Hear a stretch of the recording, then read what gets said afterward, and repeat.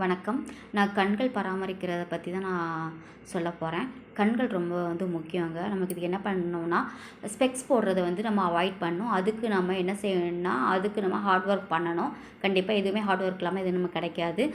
Exercise சொல்லிக் கொடுங்க. சின்ன பிள்ளைங்கள்லேருந்து நம்மளுமே பண்ணணுங்க. டெய்லி ஒரு 15 மினிட்ஸ் ஸ்பேர் பண்ணுங்கள். இதுக்குன்னு எவ்வளவோ டைம் ஒதுக்குறோம்.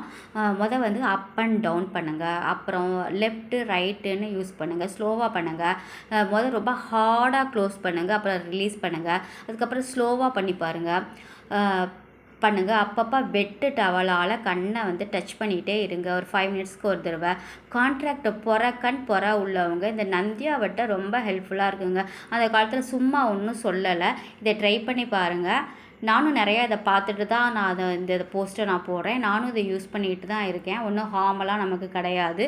காலைல மத்தியானம் சாதனம் ஒவ்வொரு ட்ராப்பாக விட்டு பாருங்கள். அது வெளியே வந்துருங்க. கண்ணை விட்டு தண்ணி அதிலே இருக்காது. ஸோ ட்ரை பண்ணி பாருங்கள். பாய்.